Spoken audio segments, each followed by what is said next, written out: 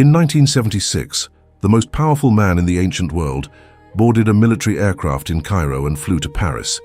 He did not arrive walking. He arrived in a specially constructed oak sarcophagus, padded with cotton and foam rubber, strapped inside a Transall military transport plane. At Le Bourget Airport, a French military detachment was standing at attention on the tarmac. The Secretary of State for Universities was there to receive him. The reception was full state honors, the kind reserved for sitting heads of government. The man being honored had been dead for over 3,000 years. His name was Ramses II, Pharaoh of Egypt, the most celebrated ruler of the ancient world, and he had been issued official travel documentation for the journey. His occupation was listed as king, deceased. He was going to France because he was falling apart. A fungal infection was eating through his wrappings. 40 laboratories were placed at the disposal of the team treating him. He was housed on the 3rd floor of the Museum of Man in Paris. The windows of the room were bricked up to block out sunlight. For 8 months, scientists worked to save what was left of him, and in the process of saving him, they found something no one expected. Not in the mummy's wrappings, not in his tomb inscriptions, in his hair. Something so specific, so strange, and so resistant to simple explanation that it has been generating debate in 2 separate fields, Egyptology and population genetics, for decades. And when you place what the science found alongside what the Bible says about the man historians most often associate with his story, the overlap is the kind of thing you keep thinking about long after this video ends. Before we get into it, if questions like this are what you come here for, follow the channel. There is more of this coming, and you will not want to miss it. Start with what the scientists found in Paris, because that is where the first strange result appears. In 1976, the chief forensic scientist at the Criminal Identification Laboratory of Paris, a man named Pierre Fernand Secaldi, was given access to hair samples removed from the mummy's scalp. What he found when he examined those samples under a microscope was not what anyone expected from the most powerful African ruler of the ancient world. The hair, at the surface level, was a reddish yellow, which the embalmers had enhanced with a dilute application of henna. That was not particularly unusual. Henna was a cosmetic standard in ancient Egyptian mortuary practice, applied after death to restore some semblance of the living person's appearance. What was unusual was what the microscope found at the roots. Below the surface, in the older portions of the hair shaft where the original pigment was preserved, Secaldi found natural red pigments. Not dye, not post-mortem chemical change, natural red hair. The man who had built Abu Simbel, who had fought the Hittites at Kadesh, who had ruled Egypt for 67 years and lived past 90, had in his youth been a redhead. Secaldi described his findings in specific technical language. He used the term simnotricha leucoderma, meaning a fair-skinned person with wavy hair. He concluded, based on the combination of the hair analysis and the cranial features of the mummy, that Ramses II was of what he called a Berber type, meaning a North African population type associated with the ancient indigenous peoples of the Maghreb and the Nile Valley, who carried lighter coloring as a naturally occurring feature. This finding was not a fringe claim.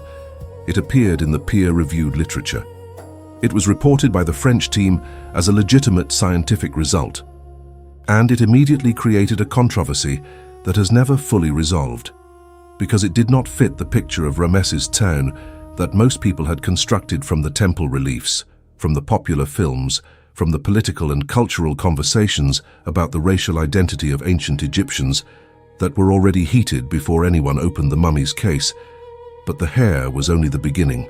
The deeper story about what the DNA of ancient Egyptian mummies reveals about who these people actually were and where they fit in the genetic history of humanity did not fully emerge until 2017, when a team of scientists from the University of Tübingen and the Max Planck Institute for the Science of Human History published a landmark study in the journal Nature Communications. For the first time, using high-throughput sequencing methods and rigorous contamination controls, they had successfully extracted and sequenced reliable ancient DNA from Egyptian mummies. The standard assumption had been that the hot climate, the high humidity inside tombs, and the chemicals used in mummification had destroyed any recoverable genetic material long ago. The Max Planck team found a way around that problem by targeting not soft tissue but bones and teeth, where DNA survives in far higher concentrations.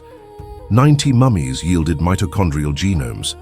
3 yielded nuclear genome data that passed the team's strict authentication tests. The results were published in one of the most rigorous scientific journals in the world, and what the data showed reframed the entire conversation about who the ancient Egyptians were. The ancient Egyptian mummies studied in the 2017 paper did not look genetically like modern Egyptians. Modern Egyptians share approximately 8% more ancestry with sub-Saharan African populations than the ancient mummies did. That sub-Saharan component in the modern Egyptian genome, the researchers concluded, entered the population within the last 1,500 to 2,000 years, most likely through a combination of factors including increased trade along the Nile, the trans-Saharan slave trade, and the population movements associated with the spread of Islam from the 7th century onward. The ancient Egyptians, the people who built the pyramids and the temples, who embalmed their dead and worshipped Amun and Ra, who fought at Kadesh and built Ramses and painted the walls of the Valley of the Kings, were genetically something different from the population that lives in Egypt today. Their closest genetic relatives were not in sub-Saharan Africa.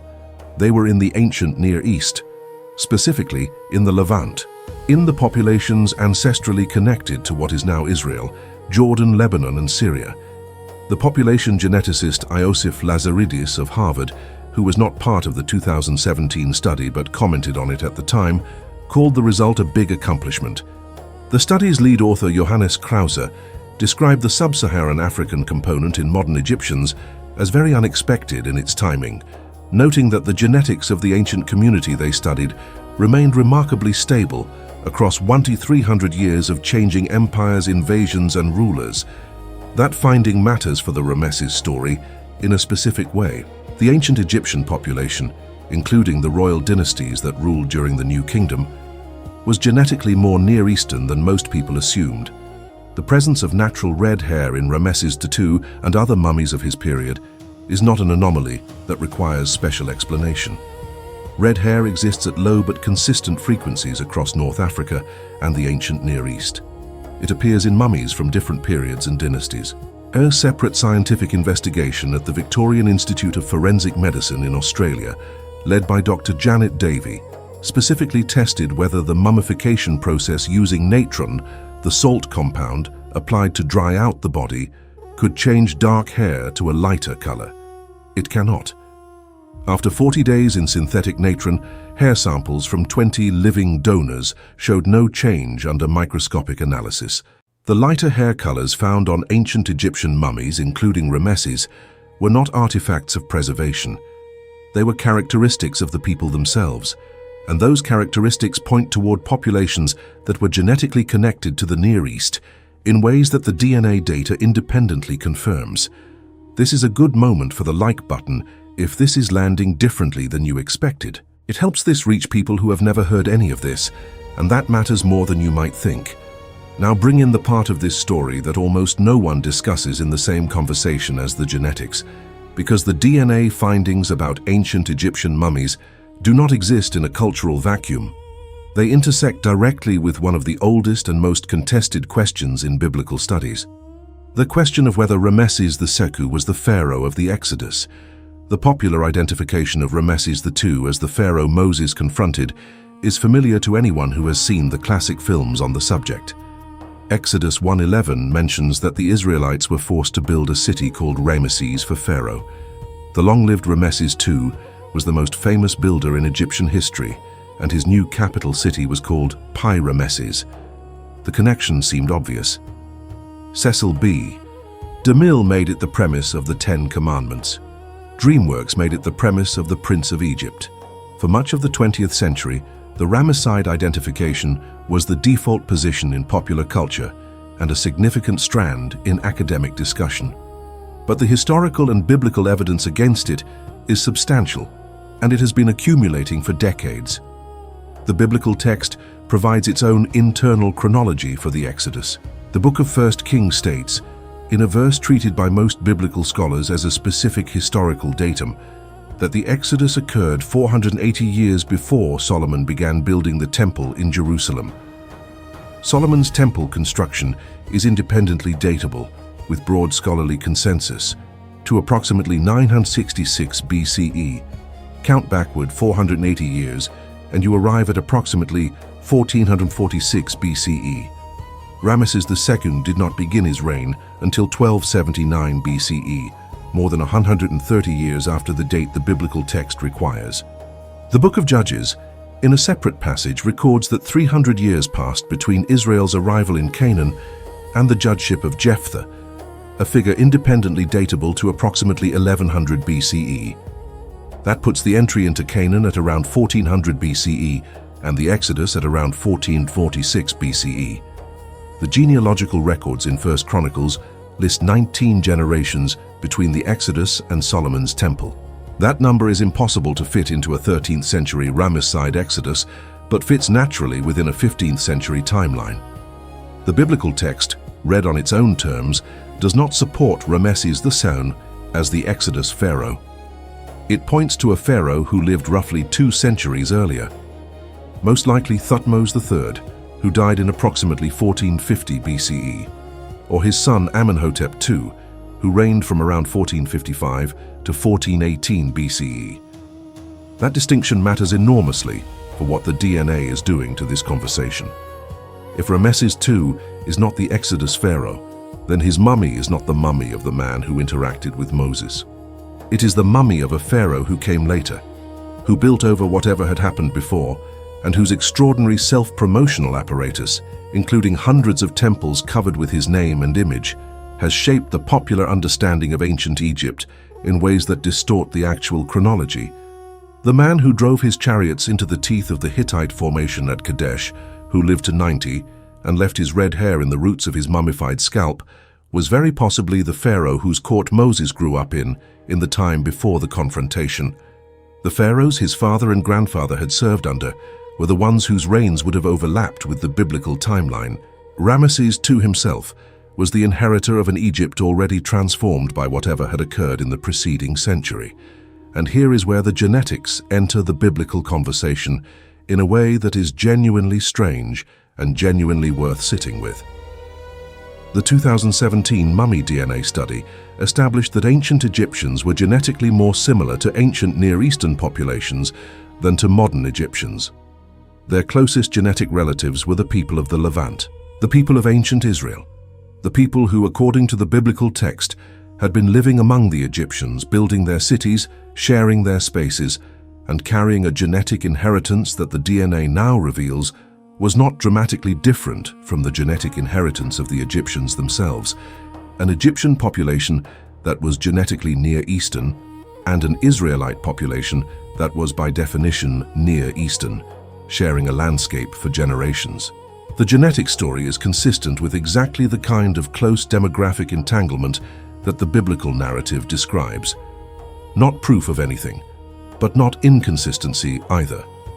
The argument that has been made most loudly in popular culture, that the ancient Egyptians were genetically distinct from the Near Eastern populations described in the biblical narrative, and that the two civilizations were therefore in some fundamental sense separate worlds, does not survive contact with the DNA. They were not separate worlds. They were overlapping populations with shared deep ancestry, differentiated by geography and culture and political organization, but not by the kind of genetic gulf that would make sustained demographic mixing implausible. What happened to the genetic picture of Egypt between the period of the New Kingdom mummies and the modern Egyptian population is itself a story. The Arab conquests of the 7th century CE, the centuries of trans-Saharan trade, the Ottoman period, the long, slow demographic transformation of the Nile Valley, all of these events added ancestry that was not present in the ancient population. Modern Egyptians are the product of that layering. The ancient Egyptians were not yet that product. They were something older, and more specifically Near Eastern, and that specificity is preserved improbably in the dried tissue of people who have been dead for 3,000 years. The mummy of Ramesses II currently lies in the National Museum of Egyptian Civilization in Cairo, in a climate-controlled case, under regulated lighting, behind glass. he is recognizable. The aquiline nose the ancient sculptors captured in granite is there in the dried face of the mummy. The jawline is there. The face is specific.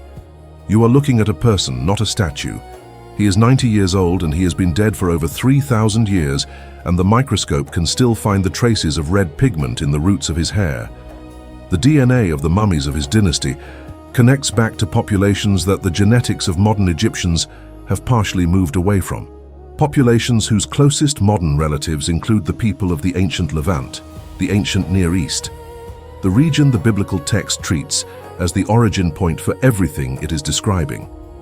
The story of what the DNA of ancient Egyptian mummies reveals is not a simple story. It is not a story that confirms any particular political or religious conclusion. What it does is dismantle several assumptions that people have carried without examining them. The assumption that ancient Egypt was genetically isolated from the Near East. The assumption that the people described in the biblical narrative were encountering a fundamentally alien civilization. The assumption that the physical characteristics visible in mummies like Ramses are inconsistent with Near Eastern ancestry. None of those assumptions hold up against the data. The ancient Egyptians and the ancient Near Easterners were genetically entangled in ways that the DNA makes visible, and that the historical record, read carefully, has always implied. What did not match any living human in the title of this video is not a fabrication. It is a careful description of a real phenomenon. The specific genetic profile of the ancient Egyptian royal dynasties, their particular combination of ancestry, their precise position in the population genetics of the ancient world, does not map cleanly onto any single living population today. The modern Egyptians carry that ancestry at a diluted level, mixed with everything that came afterward. The ancient Israelites and Levantines carry echoes of related ancestry from a different angle. No living group is simply the direct continuation of the New Kingdom Egyptians.